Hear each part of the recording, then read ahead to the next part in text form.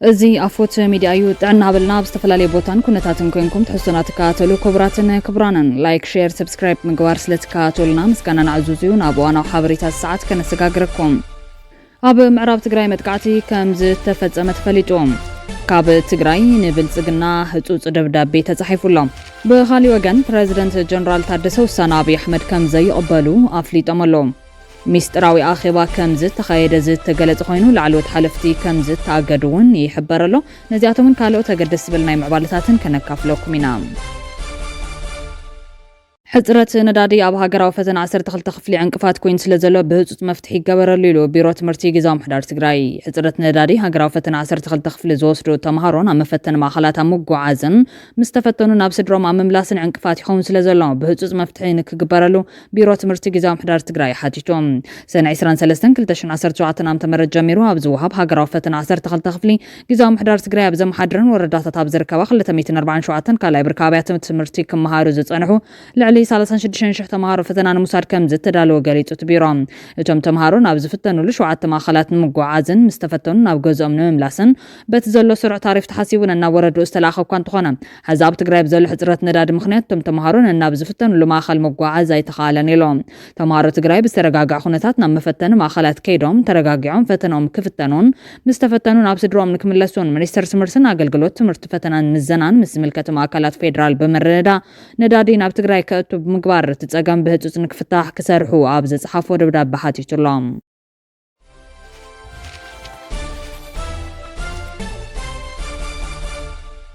ምዕራብ ትግራይ ዝምልከት ሓደገኛ ሽርሒ ከም ዝተቃልዐ ተፈሊጦም እቲ ኣብ ሕመራ ዝነበረ ዘተ ምስ ድራም ወሓዊሱ ኩሉ ውዕሉ ናይ ተኣኼባ ብሰነድ ተደጊፉ ኣቢድና ኣሎ ብሓጺሩ ፌደራል ደራሲ ኣላይን ተዋሳን ኮይኑ ዘዳለዉ ናይ ድራማ መድረኺ ነይሩ ዝብል ነዚ ሓበሬታ ዘካፈለ መሪሕነት ትካል ጽላል ሲቪል ማሕበረሰብ ምዕራብ ትግራይ ጎይቶም ሃይለ ስላሰ ኣይቲ ጌታቸው ረዳ ብዙሕ ተዛሪቡ ንተጋሩ ዘሐጉስን ነቶም መንነቶም ዝሸጥውን ዘንጨብጭብን ዘረባታት ተወጊዑ እዮም ነገር ግን ቴሌቪዥን ኣምሓራ እተን ንዕኦም ዝጥዕማ መሪጾም ኣውፅኦም ኣለዎም እቲ ዕላማ እውን ንሱ እዩ ነይሩ ክብል ገሊጹ ኣሲዕቡ ድማ ቅድሚ መድረኽ ምጅማሩን ዕጡቃት ከምኡውን ኣመራርሓ ወረዳታትን ሰራሕተኛታትን መንግስትን ብደመቀ ዘውዱ ሓጺር መምርሒ ተዋሂቡ ነይሩ እሱ ድማ ከምዚ ዝብል ነይሩ ካብ ዝተፈቀደሎም ኣካላት ወጻኢ ዝኾነ ይኹን ሰብ ቪድዮ ኾነ ድምፂ ክቐርጽ ኣይፍቀድን እዮም ነዚኣ ዘየኽበረ ሰብ ብክሕደት ኢና ክንወስዶም ከቢሱ ጉምቲ እውን ክውሰዶ እዩ እዚ መድረኽ እዚ ተራ መድረኽ ኣይኮነን ሓደ ነገር ክነግረኩም ጌታቸው ረዳ ዝመጸሉ ኣብ ውሽጡ ዝተሰማዑ ይዛረብ ፍርሒ ዝበሃል ኣይፈጠረሉን ፌደራል ድማ ሊኾ ዘሎ ንዓና ኮፍ ኣቢሉ ብዙሕ ነገር ክዘባርቕ ይኽእል እዩ ንሱ ኣብ ቅድሜና ዝተዛረበ ዘርባ ከቢድ ዋጋ ከይኽፍለና ብደንቢ ክንጥንቀቕ ይግባእ ዝበለ ጎይቶም ናይቲ ጌታቸው ብደንቢ ተዳልዮም ጸኒሖም እቲ ክንምለሰሉ ንኽእል መፍትሒ ሕዚ እውን ክልተ ነገራት ጥራሕ ይብል ብወገናይ ቀዳማይ ተጋሩ ሓድነትና ተሰሚሩን ተጠንኪርናን ካልኣይ አብይ አሕመድ ተፈቂዱ ስቑኢሉ ግን ዝፈቅድ ኣይኮነን እታ ቁልፍ ግን ቪድዮ ዘላ ካብ ዝወጻኢ ኣብቶም ኣባይታ ዘለዎ ወረርትን ኣገልግሎቶምን ምንም ዓይነት ድሌት የለን ኢሉሎም ብኻሊ ሓበሬታ 15 ሚሊሻታት ምዕራብ ትግራይ ተቐቲሎም ኣለው ኣብ ምዕራብ ትግራይ ወረዳ ጸገዴ ጣባ ግጨው ቁሸት ጉቤ ነበርቲ ዝኾኑ 15 ሚሊሻታት ኣስመላሽ ኮሚቴ ብሽርሒ ዝተወደበ ጸረ ተጋሩ ዝኾነ ዕጡቕ ተቐቲሎም ኣለው እቶም ዕጡቃት ኣብ ተኸባቢ ነበርቲ ዝኾኑ ሓረስቶት እዮም ኣብ ወልቃይት ጸገዴ ምሳና ተጸምቢርኩም ተቃለሱ ወይ ድማ ዕጥቁኹም ኣረክቡና ንዝብል ሕቶት ዕጡቕ ነጺጎም ኣለው በዚ ምኽንያት ኣብ ተኸባቢ ዝንቀሳቐስ ዘይሕጋዊ ዕጡቆም መንጢሉ ን15 ሚሊሻታት ረሺንዎም ኣለው ብሓፈሻ ካብ 45 ሚሊሻታት 15 ተቐቲሎም ዝተረፉ ድማ ንበረኻ ሃዲሞም ኣለው ካብኣቶም 10 ሃልዋቶም ይፍለጥን ኣብ ምዕራብ ትግራይ ነበርቲ ዝኾኑ ሚሊሻታት ምስ ዝኾነ ሓይሊ ኣይንውግንን ሓረስቶትና በመዋሎም እዮም ተቐቲሎም ገጠር ምዕራብ ትግራይ ካብ ቁጥጥር ወጻኢ ኮይኑ ህዝቢ ምእታው ምውጻእ ዘይኽእል ብርክ ምብጽሑ ጸብጺብና ነርና ምሕደራ ይኹን ዝተወደበ ስሩዕ ጸጥታ ዘይብሉ ከባቢ እናሰፍሐ ይኸይድ ከም ዘለውን ተገሊጹ ትማል ኣብ ስራሕና የጸብጻብ ኣብ ዞባ ምዕራብ ትግራይ ወረዳ ወልቃይት ጣብያ ማይ ጥምቀት ቁሸት ዓዲ ጨገር ፍሉይ ቦታ ዝፋን ኣብ ዝተባሃለ ቦታ ኣብ ዋንነት መሬት ካብ ክልል ኣምሓራ ዝመጹ ወረርቲ ሓይልታት ምስ ተኸባቢ ነባር ዝተላዕለ ጎንፂ 3 ዕጡቃት ናይ ተኸባቢ ተቐቲሎም ኣለው ምባልና ይዝከር ብተማሳሊ ኣብ ቤት ሙሉእ ቁሸት ማይ ዳዕሮ ዝተባሃለ ከባቢ እውን ብጉዳይ መሬት ዝተላዕለ ሓንቲ ጓል ኣንስተይቲ ነባሪት እቲ ጣብያ ብጥይት ዝተቐተለት እንትትከውን ንኻልኦት ተጋሩ ወልቀቶት እውን ኣብ ወጥሪ ኣትዮም ከም ዘሎ ተፈሊጦም ኣብ ወረዳ ወልቃይት ጣብያ ደጀና ነባሪት ዝኾነት ወይዘሮ በላይቱ ግርማይ ዝተባሃለት ኣብቲ ጣብያ ኣብ ዝተገበረ ኣኼባ ብኣምሓርኛ ተዛረብ ተባሂላ ኣይዛረብን ኣነ ትግርኛ ኣይዛረብ ኢላ ምስ ተዛረበቶም ናይቲ ጣብያ ናይ ወረርቲ ሓይልታት ምስሌኔ ስራሕ መካየዲ ዝኾነ ኣብ ወቄርጋ እንገዳሸት ኣሲሩ ናብ ጣብያ ፖሊስ ዓድረመጽ ዳጉንዋ ይርከብ ብሓፈሻ ብመሬት ዝተላዕለ ጉዳይ ጽንፈኛ ሓይሊ ሕዚ እውን ኣብ ልዕሊ ኣብ ትሕቲ ወረርቲ ዝርከቡ ወግና ወገናትና ሰላሕታዊ ዘርኢ ምጽናት ከበድቲ ገበናት ይፍጽመሎ ኣብ ዞባ ምዕራብ ዝርከቡ ሚሊሻታት ምስ ወገናትና ዳግም ኣይንዳመን ብዝብል ምኽንያት ናብ በረኻ ይብተኑ ኣለዉ ተባሂሉሎ ሕዚ ካብ ምዕራብ ትግራይ ዝበጽሕን ሓበሬታ ከም ዘመላኽቶም መብዛሕትኦም ሚሊሻታት ንሕርሻ ንወጽልና ብዝብል ሽፋን ናብ በረኻ ከም ዝተበተኑ ክሕበር ጸኒሑ እዮም ኣብ ደጓዓታት ምዕራብ ዝርከቡ ሚሊሻታት ናብ በረኻ ተበቲኖም ዝተረፉ ውሑዳት ድማ ተመሳሳሊ ስጉምቲ ክወስዱ ኣብ ምድላዋት ኣለዎም ናብ በረኻ ዘይተበተንኩም ዕጡቓት ካብ ዝሓለፈ ተማሂርኩም ምስ ወገናትኩም ብሰላም ትነብርሉ ሰላማዊ ፍታሕ ክትመርጹ ይምከር ክብል ኣብ ሱዳን ሓርነት ትግራይ ከግህድ ተዳልዩ ዘሎ ሰራዊት መጽዋዕታ ክገብር ምጽንሑ ዝፍለጥ ኮይኖም ሚሊሻታት ወየንቲ ወልቃይትን ጸገዴን ተጋሩ ብሓፈሻት ዞባ ኣብ ሓርነት ቃልሲ ከም ዘለዉ ዝፍለጥ እዮም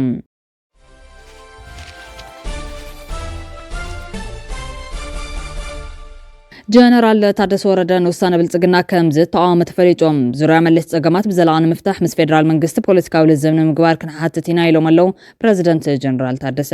ፕረዚደንት ግዝያዊ ምሕዳር ትግራይ ሌተናል ጀነራል ታደሰ ኣብ ህልው ኩነታት ትግራይን ኣፈጻጽማ ውዕሊ ሰላም ፕሪቶሪያ ኣመልኪቶም ብምክትል ዳይሬክተር ቢሮ ሓደጋን ቅድመ ድልውነትን ፕሮግራም ልምዓት ድሑራት መንግስታት ሚስተር ቱርባን ሳሌሕ ምስ ዝተመርሐ ልኡኽ ጉጅለ ሎም 19 ሰነ 2017 ዓ.ም ኣብ ቤት ጽሕፈቶም ተካይዶም ፕረዚደንት ታደሰ ኣብዛቦ መብርሂ ኣብ ፈጻጽማ ውዕል ሰላም ፕሪቶሪያ ይኹን ዙርያ መለሽ ውሕስና ትግራይ ብዘተኣማም ብርክን መረጋጋጽ ኣብ መንጎ ትግራይን ፌደራል መንግስትን ፖለቲካዊ ልዝብ ክካየድ ግዝያዊ ምሕዳር ትግራይ ከም ዝሓትት ገሊጾም ውዕል ሰላም ፕሪቶሪያ ብመሰረቱ ነተፈጢሩ ዝነበረ ጽንተታዊ ኩናት ደው ንክብልን ብዘላቕነት ድማ ነባር ሰላም ንምርግጋጽ ዝተኸተመ ምዃኑ ዝሓበሩ ቶም ፕረዚደንት እንተኾነ ግን ብወገን መንግስት ፌደራል ኣብ ምምላስ ተመዛበልትን ምውሓስ ላዕላውነት ትግራይን ዓብዪ ክፍተት ከም ዘሎ ገሊጾም ፕረዚደንት ጀነራል ታደሰ ኣብ ምስንባት እግሪ ምትካልን ዳግም ናብ ሕብረተሰብ ምጽንባርን ሰራዊት ትግራይ ዘሎ ክፍተት እንተብርሆም እቶም ዝሰናበቱ ዘለው ዛጊድ ናብ ሕብረተሰቦም ዳግማይ ንክሕወሱ ዝሕግዝ ገንዘብ እምበር መትከል እግሪ ገንዘብ ከም ዘይረኸቡ ኣብርሆም ኣብዚ ዓብዪ ጸገም ኮይኑ ዘሎ ድማ ዝተሰናበቱ ተጋደልቲ እግሪ መትከል ሓገዝ ምሃብ እንትኸውን እዚ ድማ ማሕበረሰብ ዓለም ብመሰረት ዝኣተወ ቃል ክፍጽሞ ከም ዝግባእ ፕረዚደንት ጀነራል ታደሰ ገሊጾም ናብ ኩናት ዳግማይ ንኣትወሉ ምኽንያት የለን ዝበሉ እቶም ፕረዚደንት ተመዛበልቲ ንምምላስን ከምኡ ድማ ብወረርቲ ሓይልታት ተታሒዙ ዘሎ ግዛት ትግራይ ሓራ ንምውፃእ ምስ ፌደራል መንግስቲ ብቐጻልነት ተቐራሪብካ ምስራሕ ከም ዘድሊ ሓቢሮም ፕረዚደንት ጀነራል ታደሰ ከም ዘብልዎ ምስ ቀዳማይ ሚኒስትር ኣብይ ኣሕመድ ኣብ ቀጻል ተራኺቦም ኣብዘን ኣጀንዳታት ብቐዳምነት ሂቦም ከም ዝትዩ ሓቢሮም ኣለዉ ፕረዚደንት ጀነራል ታደሰ ቦርድ መረፃ ኢትዮጵያ ኣብ ልዕሊ ውድብ ህወሓት ዝሃቦ ካብ ፖለቲካ ፓርቲነት ናይ ምስራዝ ብይንን እቲ ውድብ ድማ ፈራሚ ውዕል ሰላም ፕሪቶሪያ ምስ ምዃኑ ተዛሚዱ ጸገም ንከይፍጠር ብቐረባ ምስ ፌደራል መንግስቲ ብፖለቲካዊ ልዝብ ንክፍታሕ ምስራሕ ኣድላይ ምዃኑ ገሊጾም ኣለዉ ብምክትል ዳይሬክተር ቢሮ ሓደጋን ቅድመ ድልውነትን ፕሮግራም ልምዓት ድሑራት መንግስታት ሚስተር ቱርሃን ሳሌሕ ዝተመርሐ ጉጅለ ልኡኽ ብወገኖም ኣብ ፈጻጽማ ውዕል ሰላም ፕሪቶሪያ ብፍላይ ድማ እግሪ ምትካል ዝተሰናበት ሰራዊት ትግራይን ሕወይ ትግራይ ንምሕጋዝ ዝተፈላለዩ ፕሮጀክታት ብምሕንጻጽ ከም ዝሰርሑ ገሊጾም ኣለዎም ብተዛማዲ ነጻ ትምህርቲ ዕድልን ሓጸርቲ ስልጠናታትን ብምምችቻው ዝተሰናበቱ ኣባላት ሰራዊት ትግራይ ዓርሶም ንምኽኣል ከም ዝሕግዝ እውን ወሲኾም ገሊጾም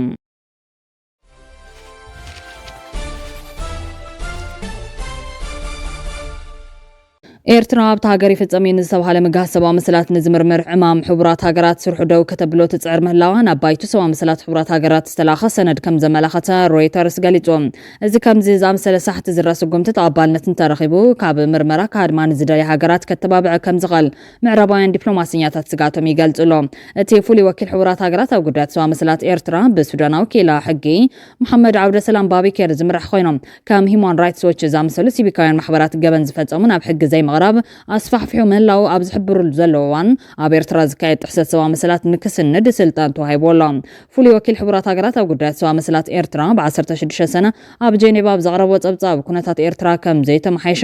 ኣብሪሁ ነይሩ እዩ መሐመድ ዓብደሰላም ባቢኬር ንቤት ምክሪ ሰብኣዊ መሰላት ሕቡራት ኣብ ዘቕረቦ ዓመታዊ ጸብጻብ ተቃውሞኦም ዝገልጹ ሰባት ምስዋር ገደብ ኣልቦ ሃገራዊ ኣገልግሎትን ዘይሕጋዊ ማሰርትን ይቕጽል ከም ዘሎ ጠቂሶም እታ ውሽጢ ኤርትራ ዝፍጸም ዘሎ ምግሃስ መሰላት ካብ ዶባት እቲ ሃገር ሰጊሩ ናብ ዲያስፖራ ከም ዝበጽሕ እውን ሓቢሩ ኣሎ እቲ ሃገር ትፍጽሞ ስግረ ደባዊ ጸቕጢ ክሳብ ክንዮ ዶባታት ዘሎ ዲያስፖራ ዝዘርጋሕ ኢሉ ኣብቲ መጋባእያ ዝተረኸበ ወኪል ኤርትራ ሃብቶም ዘርኣይ ብወገኑ እቲ ጸብጻብ ፖለቲካዊ ሃቐነ ዘለዎ እዩ ክብል ብምንጻግ ሕቡራት ሃገራት ኣብ ልዕሊ ሃገሩ ዝኽተሎ ፖሊሲ ርትዓዊ ከም ዘይኮነ ንዋይፎም ጸብጻብ ሮይተርስ ነቲ ቅድሚ ወርሒ ኣብ ጉንበት ንዝቐረበ ሚኒስተር ዜና ኤርትራን ዲፕሎማስያዊ ልኡኽ ኤርትራ ኣብ ጄኔቫን ነትሪቶ ክብሉ ዝቐረበሎም ሕቶ ብቕጽበት መልሲ ከም ዘይሃብሉ ይገልጽ ኤርትራ ነዚ ኣብ ሰብኣዊ መሰላት ኣተኪሩ ምርመራ ዘካይድ ወኪል ሕቡራት ሃገራት ካብ ንነዊሕ እዋን ሒዛ ክትቃወሙ ጸኒሓያ ኣብቲ ኣብ ዝሓለፈ ሶኒ ኣብ ጄኔቫ ዝተኻየደ ኣኼባ ሕቡራት ሃገራት ንውልቀ ሃገራት ኢላማ ዝገበረ ምርመራታት ደው ክብል ዝገልጽ እማማ ዝማጎት ልኡኻት ብምስራት ተቃውሞ ኣስሚዓ ከም በዓል ሱዳን ሩስያን ኢራን ዝኣመሰለ ሃገራት ንኤርትራ ደገፈን ክባን ከለዋ ከም ዓባይ ብሪጣንያን ሕብረት ኣውሮፓን ድማ ነጺገንኦም ኣብ 16 ሰነ መሐመድ ዓብድሰላም ባቢኬር ድሕሪ ዘቕረቦ በዓል 19 ገጻት ጸብጻብ ወከልቲ ዓባይ ብሪጣንያን ሕብረት ኣውሮፓን መንግስቲ ኤርትራን ዝፍጽሞ ዘሎ መጋሰባ ምስላት ደው ከብለን ለውጥ ክገብርን ጸዊዖም ነይሮም ሕብረት ኣውሮፓ መግለጺኡ ሃልዋት ናይቶም ኣብ ዝሓለፈ 10 ዓመታት ተሰዊሮም ዘለዉ ሰባት ክግለጽ ኣለዎም እቶም ብዚ ሕጋዊ ኣገባብ ኣብ ቀይዲ ዝኣተውን ብህጹጽ ክፈትሑ ኣለዎም ኢሎም ቀጺሉ ብፍላይ በቲ ኣብ ልዕሊ ሃልዋት ሰባ መስላትን ተቃዋምቲ መንግስትን ዝፍጸም ዘሎ ስግረ ደባዊ ጸቕጢ ኣተሓሳሲብና ኣሎ ክብል ገሊጾም ኤርትራ ነቲ ትቕጽሎ ዘላ ገደብ ኣልቦ ሃገራዊ ኣገልግሎትን ዘይሕጋዊ ዕስክርናን እውን ደው ከተብሎ ተማሕጺኑ ኣሎ እዚ ፍሉይ ሕብራት ሃገራት ብገለ ሃገራት ኣፍሪካ ኣብ 2012 ዝተመስረተ ኮይኖም ኣብ ዘቕረባውን ድማ ብሕብረት ኣውሮፓ እናተመርሐ ዓመታዊ ሕደሳ ኣሎ ኣብዚ ዓመት ኤርትራ ናብ ዝተወሰነ ሃገራት ኢላማ ዝገበረ ብምባል ዕማሙ ጠቕሊሉ ደው ከብል እማመ ከም ዘቕረበት ነቲ ሰነድ ዝተመልከተ ሮይተርስ ይገልጽ እዚ ድማ ዘይተለመደ እዩ ኣብ ትሕቲ ምርመራ ናይዚ ፍሉይ ልኡኽ ዝርከቡ ሃገራት ነቲ ምርመራ ከዳኽሞ ወይ ከዓግቶ ይፍትና እምበር ሙሉእ ብሙሉእ ከብቅዕ ክሓታ ብዙሕ ከም ዘይረአ ኪላታት ይዛረቡ እዚ ኣሰራርሓ እዚ ዳርጋ ን20 ዓመታት በዚ መንገዲ ዝክኸይድ ፀንሐ ኮይኑ እዚ ብኤርትራ ዝቐረበ እማመ ሃገራት ብሕጊ ክሕተታን ዝግበር ጻዕርታት ከዓግታ ዘተባብዕ ከይኸውን እቶም ኪላታት ሸቓለቶም ይገልጾም ኣብ 2023 ኢትዮጵያ ነቲ ንክልተ ዓመት ፀንሐ ደማዊ ኩናት ትግራይ ዝከታተል ኣህጉራዊ ኮሚሽን ኢትዮጵያ 6 ወርሒ ቅድሚ ገደብ ግዚኡ ከብቅዕ ውጥን ኣቕሪባ ነይራ እንተኾነ ግን ብምዕራባውያን ሃገራት ድሕሪ ዘጋጥማ ጸቕጢ ነቲ ውጥን ገዲፋቶም ኣብቲ ግዜቲ ኢትዮጵያን ኤርትራን ሓዊሱ ኩሎም ኣብቲ ኩናት ዝተሳተፉ ወገናት ገበናት ኩናት ከም ዝፈጸሙ እቲ ኮሚሽን ገሊጹ እኳ እንተነበረ ክልቴን ሃገራት ግን ነጺገኖም እምባራን ይዝካር ልኡኽ ሕብረት ኣውሮፓ ላዕላውነትን ጣልቃ ዘይምታውን ዝብል መትከላት ናይተን ሃገራት ካብ ኣህጉራዊ ሕግታት ሰብኣዊ መሰላትን ምልጋስ ከም መኽኔታ ክጥቀማሉ ከም ዘይብለን ይገልጹ እዮም ኤርትራ ምስቲ ወኪል ክትተሓባበር ፈቃደኛ ዘይምዃና ካብ ኣህጉራዊ ምርመራ ንምህዳም ክውዕል የብሉን ኢሉ ድማ ይውስኽ እቲ በቲ ኣብ ጄኔቫ ዝመደብሩ ቤት ምክሪ ዝካየድ ምርመራታት መብዛሕትኡ ግዜ ብምዕራባውያን ሃገራት እዩ ዝጅመር ልክዕ ከምቲ ኣብ ጉዳያት ሩስያን ሱዳንን ዝተረኣየ ሕድሕድ ግዜ እቲ ዝእክቦ መርትዖታት ኣህጉራውያን ኣኽበርቲ ሕጊ ይጥቀምሉ ኣብ ዝመጽእ ወርሒ ድማ ድምፂ ክወሃበሉ ትጽቢት ይግበር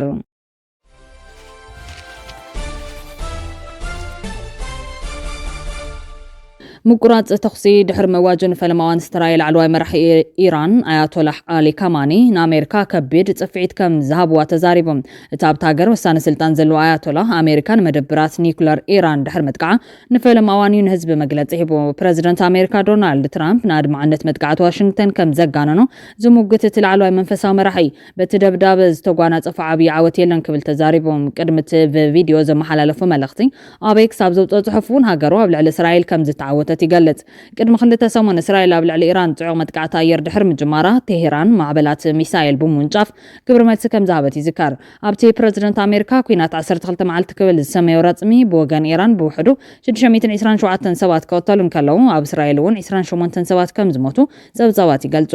ህዝቢ ኢራን ሓደ ድምፂ ክኸውን ከም ዝኽኣለ ዝተዛረበ ኣያቶላህ ካማኒ ትራምፕ ኢዶም ክህቡ ምዝራቡ ልዕሊ ዓቐን ኣፍቲ ፕረዚደንት ክብል እውን ኣቆናጺቡ ንከም ኢራን ዝበለት ዓባይ ሃገር ኢድካ ምሃብ ዝብል ዘረባ ጸርፊ ይብል እቲ ኣያቶላህ መጥቃዕቲ እንተዳ ተፈጺሙ ጽላትን ወረርትን ዝኸፍልዎ ዋጋ ዓብዪ ከም ዝኸውን ርጉጽ በማል እውን ኣጠንቂቑሎም እስራኤል ነቲ መጥቃዕቲ ዘካየደትን ፕሮግራም ምዕባል ኒኩለር ኢራን ንምድምሳስን ትካላት ሚሳይላት ኢራን ንምዕናውን ምዃኑ እያ ትገልጽ ኢራን ብወገናት መደብ ሰላማዊ ኒኩለራዊ ጸዓት ንምዕባል ዝዓለመ ምዃኑ እኳ ክትምጉትን ተጸንሐት ገሊኡ መደብራት ብምስጥር ዝተተሓዘ ምዃኑ ግን ናብ ወታደራዊ መዓላ ከየምርሕ ንእስራኤል ዓብዪ ስጋት ኮይኑ ጸኒሑ እዩ ኣሜሪካ ትርከበን ምዕራባውያን ሃገራት እውን ኢራን ኣብ ትሕቲ ዝኾነ ኩነታት ኒኩለራዊ ኣጽዋር ከተማዕብልን ክትውንን ከም ዘይፍቀዳ ንጹር መርገጺ ከም ዘለዎን ይፍለጥ ፕረዚደንት ትራምፕ ሓይሊ ኣየር ኣሜሪካ በተን ምዕቡላት ብራዳራት ክራያ ዘይኽእላ ብክልተ ዝተባህላ ደብደብቲ ነፈርቲ ኩናት ገይሩ ዝፈጸመ መጥቃዕቲ ንመደብራት ኒኩለር ኢራን ሙሉእ ብሙሉእ ደምሲስዎ ክብል እዩ ዝሙግት ዘሎ እንተኾነ ግን እቲ ኤምኦፒ ብዝተባህለ ፍሉይ ኩዒታ